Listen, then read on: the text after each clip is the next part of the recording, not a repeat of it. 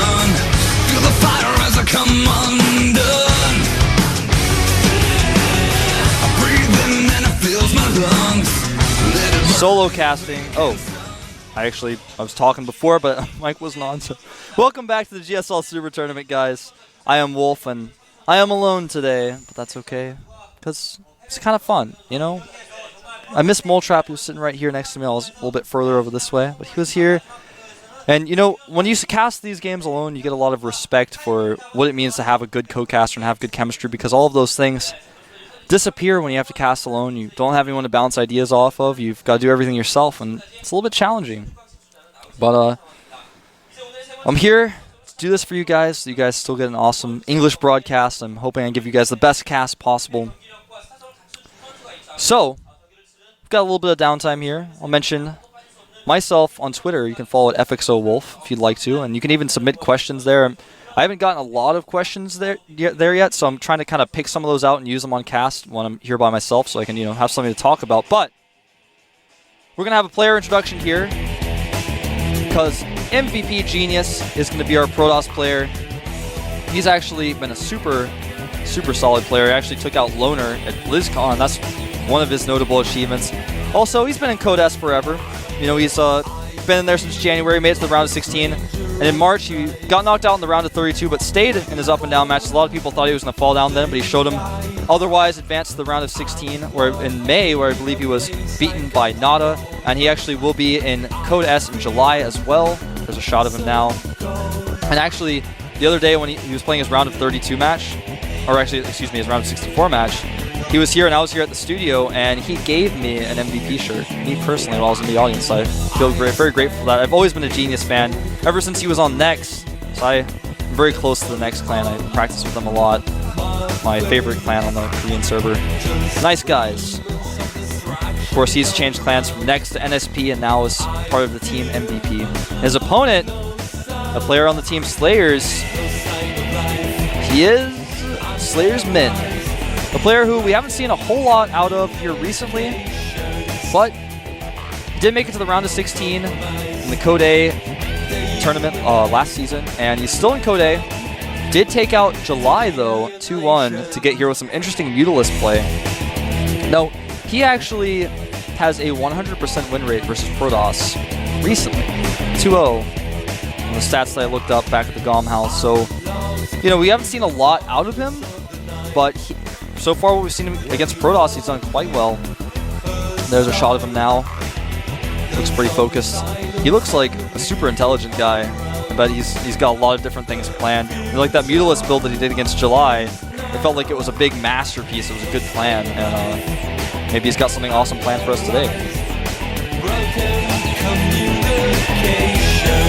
Alright, so here's some of their recent games. You can see the most recent 10 sets. He's 50% out of his recent 10 games is for Genius. He beat Hongen, or actually beat Hongen and beat Lucira. Lost to Nada and Hero. Beat Ryung. Lost to Min, Boxer. He lost to Boxer once, but took him out 2-0 to actually advance to this round. Now Min has some wins that are a little bit cut off on my screen, but he beat the best MVP. Well, he beat MVP once, but lost MVP in a best of 3. Did defeat Genius, though, fairly recently, so that's something that is going to be pretty important for this match. Now, he lost to Keen, and there are a few other wins there listed that I couldn't quite read in time because part of it was cut off my screen. I do apologize.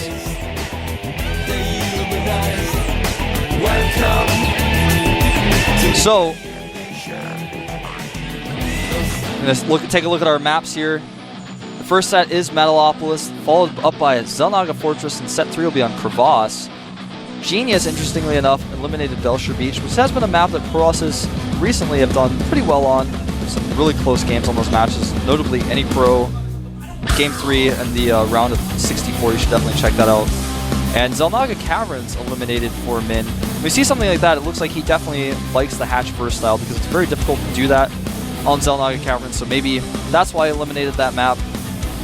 We're going to see, though, who could take the first game. Both of these players looking pretty concentrated, pretty focused. Like I said, the first map is going to be Metalopolis. Actually, that's incorrect. The first map is going to be Terminus Re. I'm watching it load up on my screen right now. We'll see who takes game 1. Is it going to be Genius or is it going to be Min? Let's find out here at the GSL Super Tournament.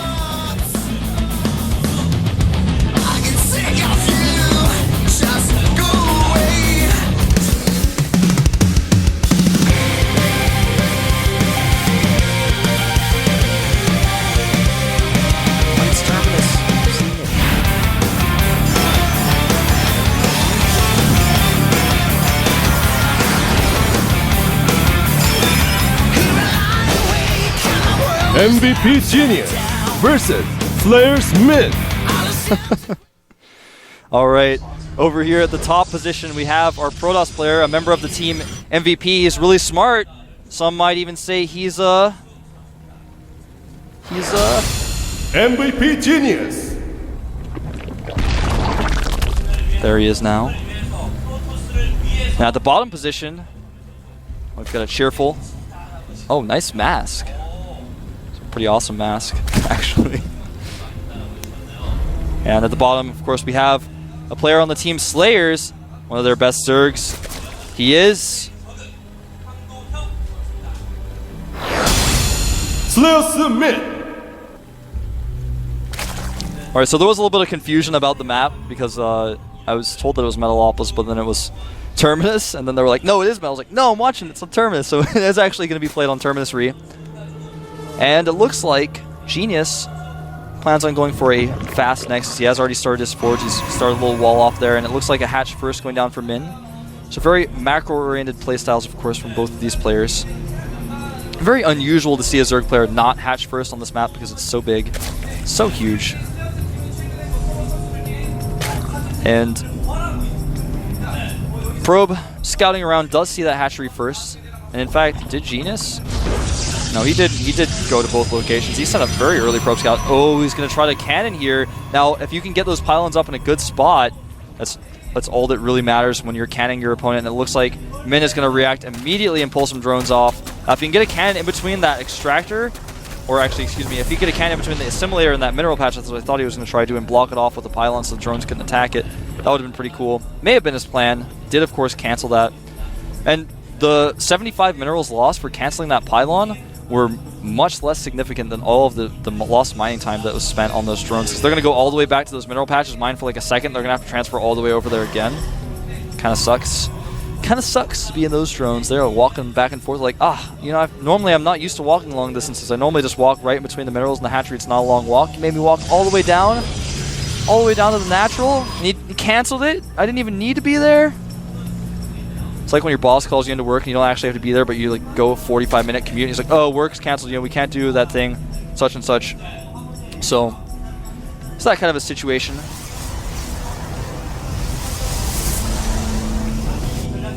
All right, so I'm back at home for Genius. He has started a gateway.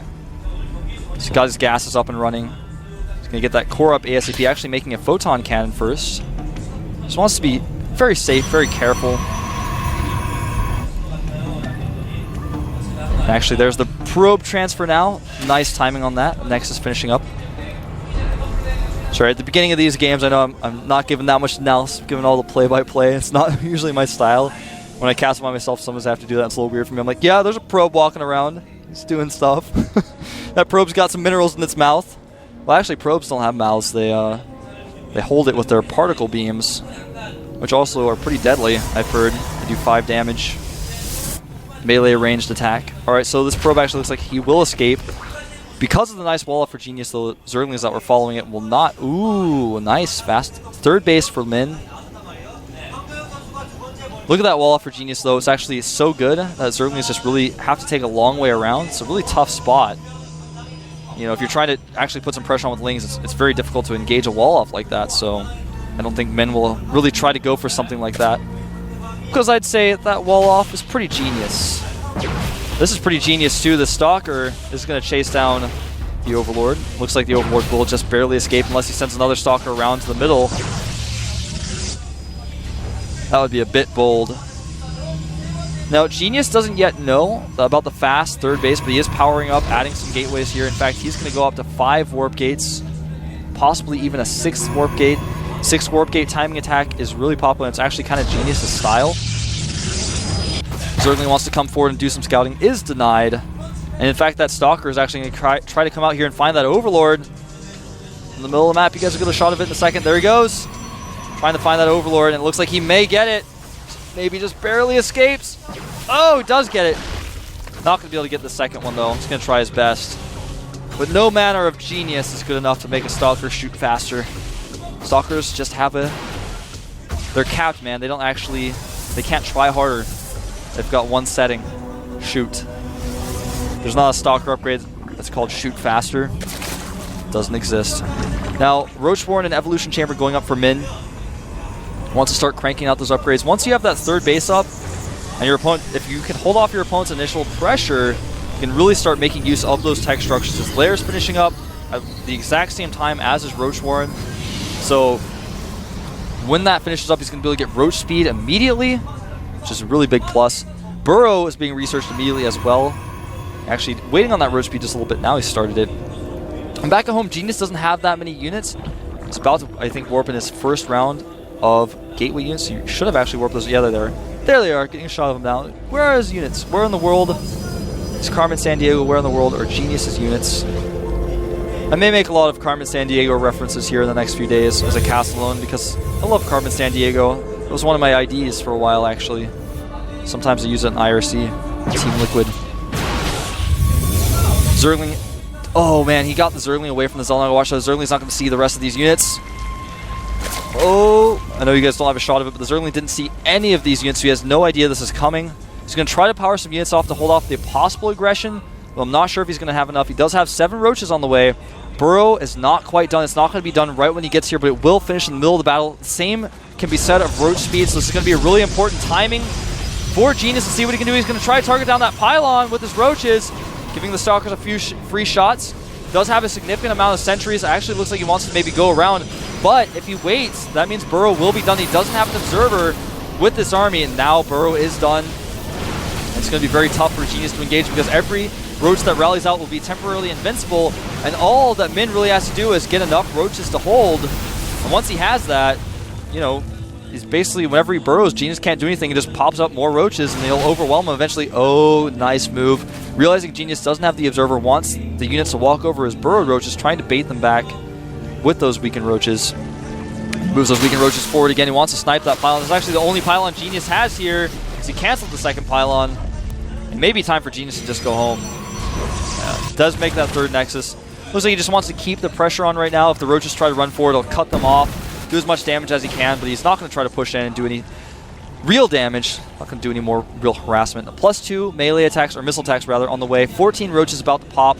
Roach Burrowed movement has started. It's about a third of the way done. Twilight Council on the way as well for Genius. Genius's third Nexus starting up. It's going to take a little while for that to finish. It's kind of an interesting position to put those cannons in. So many Roaches moving out in the middle of the map, though. In fact, that is 46 Roaches. They do have speed. They do have +2 weapons. Well, actually, their +2 weapons not quite done yet. They're about to have burrowed movement. When that happens, that's when things get really nasty, because even if you force field them away, they're still going to come through.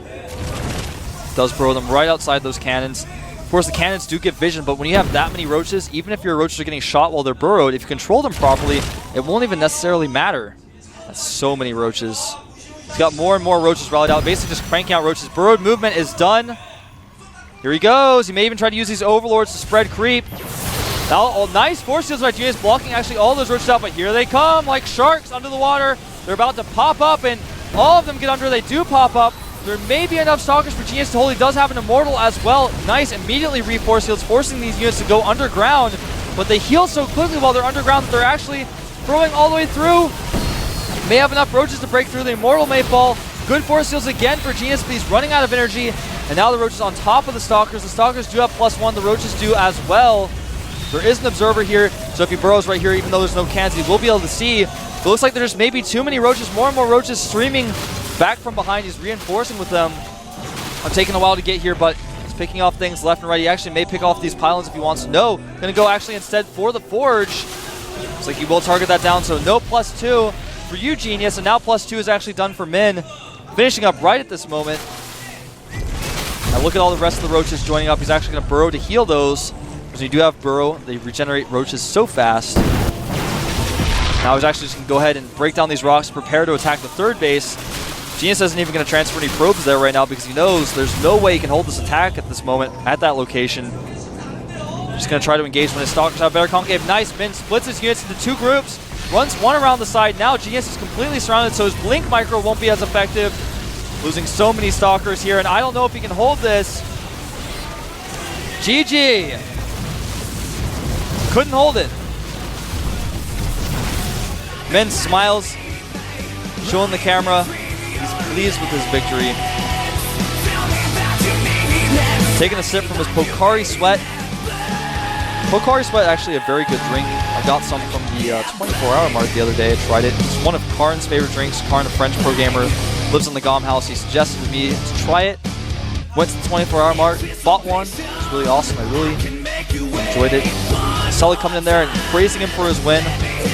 Genius, though, looks all alone after his defeat.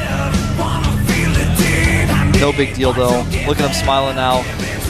He actually just typed something into the chat with a frowny face. He started smiling. The second map will be Xel'Naga Fortress, though. I gotta say, Min's chances right now is looking pretty good. He played really solid in that game. He didn't really make any mistakes. He was a little aggressive on getting that fast third base up, but he knew, okay, we're at cross position. I can be this risky. I can go for this. Paid off for him. Min fixing his hair. You can't see him doing it. He's looking the other way. Now he's fixing. He's going to look back at the camera. Genius looks so focused right now. I actually never seen someone look so serious before. Talking to himself a little bit, trying to get himself pumped up for this game. He's got to be pumped. Xel'Naga Fortress is a very interesting, very good map. I think it's a really, really balanced map, to put it in a term that most people can understand. I know a lot of people haven't looked at it too much. But who's going to take this game? Will Min close out the series 2-0, or will Genius come back here with some Genius Protoss play? We'll find out here at the GSL Super Tournament on Xel'Naga Fortress.